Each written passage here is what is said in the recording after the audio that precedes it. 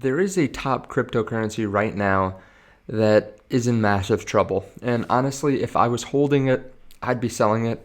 Of course, this is not financial advice, but if I had a friend, I'd probably suggest for them to sell it as well, because I think it's in massive trouble.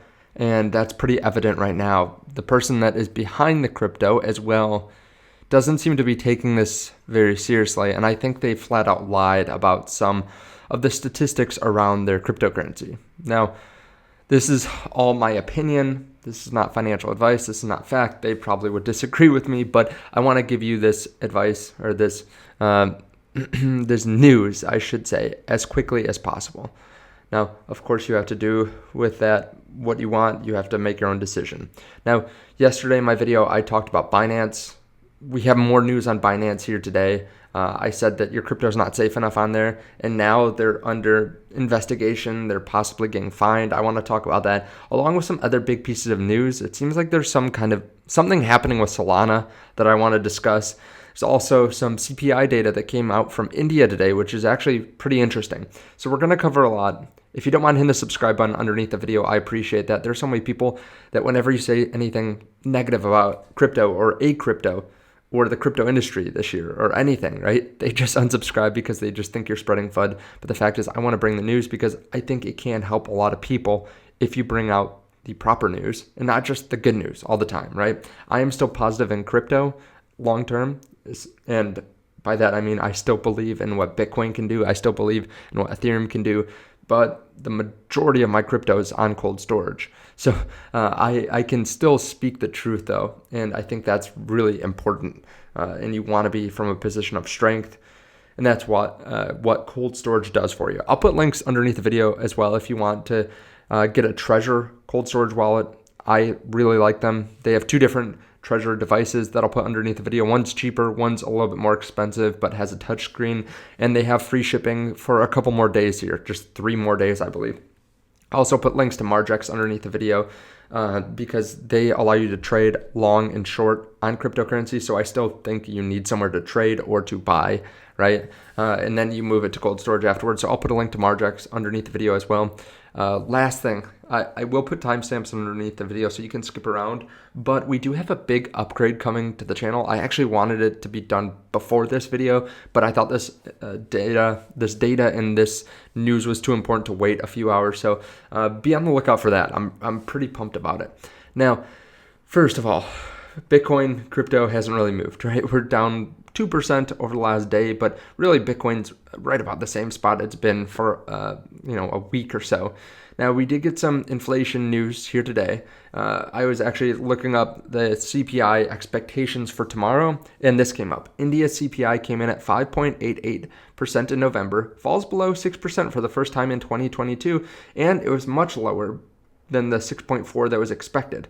So it was at 5.88, and last month it was at 6.77. So a significant drop. It's pretty interesting. I think that's good news. Obviously, India's a huge economy. We have CPI data coming in tomorrow, and then obviously the Fed speaking on Wednesday with the raise in rates as well.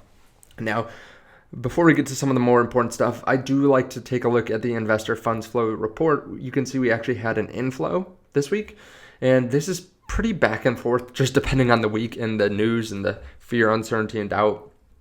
But this was a pretty nice week. $17 million going into Bitcoin, a little bit coming out of Ethereum and multi-asset and Binance, but $4 million coming out of short Bitcoin as well. So I always take this as the opposite. So when there's money flowing out of short Bitcoin, I actually think of it as more of a positive. So instead of negative 3.9, it's really plus 3.9, which means we would have a change of about almost 8 million, which would have us at an inflow of 16 million, 16.6 million to be exact. So that is pretty positive. Good news that larger investors are feeling a little bit more confident in the space. Now, I noticed Solana was trending earlier today, which is kind of odd. It might not show up here anymore, but it was trending just a little while ago. And when I looked, everything that I was seeing was about Sol winners. Like you can win Sol. And if you look through 100 of these posts, almost all of them are about Solana, or they were about Solana. So just be on the lookout. It's kind of odd. I'm not sure if these were just bots or something trying to pump up Solana's price. Now there's actually less of them. So it's just weird. They all had really good engagement as well, like 100, 200 or more likes. Maybe there's something to it. But yeah, just kind of odd. So be on the lookout. Just be careful out there. Don't give anyone any information that they don't need, right? Even if you supposedly won a SOL contest, you probably didn't. But remember, they probably just need your wallet to send you your wallet address to send you SOL. So don't give out any important information. Big news today. U.S. Justice Department is split over charging Binance as crypto world falters. Apparently, they're looking to press charges against Binance on possible money laundering violations. Now, this is pretty interesting at the same time that there's so much going on with FTX that now they're looking at Binance. And I made my video yesterday talking about red flags at Binance. And it had nothing to do with this, honestly. I would love to pat myself on the back and say I saw it a day before everyone else, but I was talking about their audit report. And I'll put that video on the end screen, but just the fact that they are not willing to give a full audit is really what I'm worried about. Not really so much what it sounds like they are talking about here, possible money laundering. Now, they say the Department of Justice has also discussed a possible plea deal with Binance's lawyers, maybe just a slap on the wrist. CZ said that he basically said that Sam Bankman-Fried must still have friends in media, might still have friends in government. So just kind of odd that this is coming at such a weird time. So just be careful. I said in my video yesterday, I would withdraw funds from Binance just because they're not safe enough. If you are holding your long-term bag, I still use Binance. I've used it in the last week or two to buy crypto, but I would suggest moving it off after you buy it. There's no reason to hold it there. And that's why I talked about Trezor early in the video. You can use Ledger, you can use other wallet providers as well, but I would just take it off and put it somewhere that's safer. And it's very uncomfortable to do the first time, right? There's a lot of pressure moving crypto, but then you just feel so much better, right? You feel so much better after it's off the exchanges. Now, speaking about Binance and Sam Bankman-Fried, I was watching a Twitter Spaces today where Sam Bankman-Fried was in it with 15,000 other people. And one of the first questions that was asked when I popped on, it was partway through, was they said it was an easy question to answer. Was he playing video games? And he admitted, yes, he was playing video games. I don't even remember what it was, something that I'd never heard of. But he's playing video games when talking to 15,000 people. And he's said so many times that he's just trying to help out as much as possible and that he thinks he has a lot to offer. And he's just doing this out of the kindness of his heart. Yet he's playing video games while talking on Twitter Spaces. He's also said that he's quite busy, right? When CoffeeZilla tried to interview him a few times, he said that he had to go as soon as CoffeeZilla started asking him questions. So I think he's got a lot of time right now. There's not much that he has to do. It's just disgusting everything that he did. It's even more disgusting that he's playing video games instead of focusing on the conversation at hand and helping thousands of people, hundreds of thousands of people, millions of people get their money back.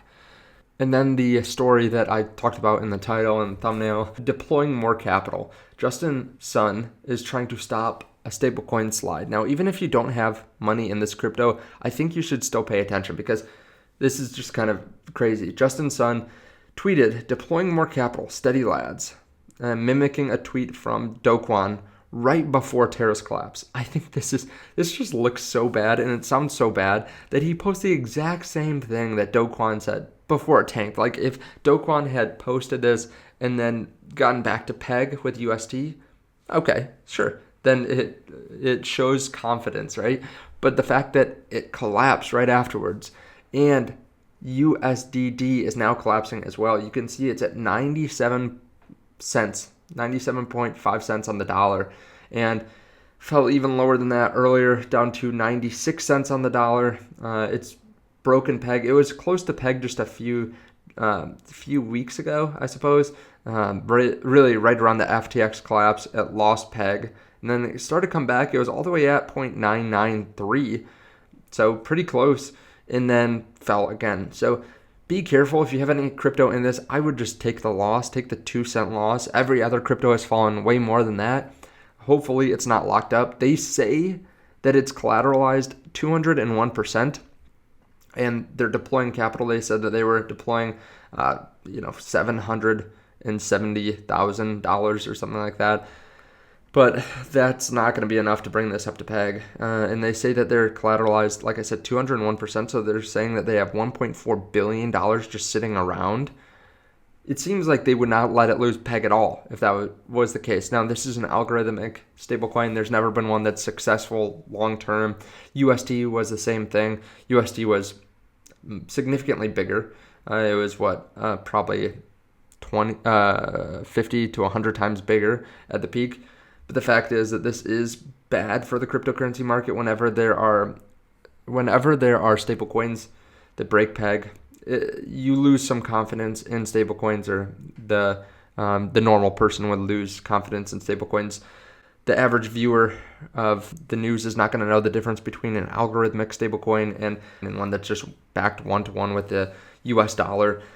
And they're not going to know USDC from USDD, from USDT, from BUSD. They're going to think that it's just one thing that you can't trust. So whenever there's a stablecoin like this, I think it looks bad for the entire ecosystem. Just be on the lookout. Again, if you have stablecoin in this, be careful. I know maybe not the most positive video today, but there is a lot of crazy stuff happening. I still believe in Bitcoin. Like I said earlier in the video, I am still buying consistently, and I am excited for the rest of the week. Let me know if you're excited for CPI and the Fed meeting down below in the comments. Check out the links to Trezor and to Margex, and I'll see you in the next one. Bye.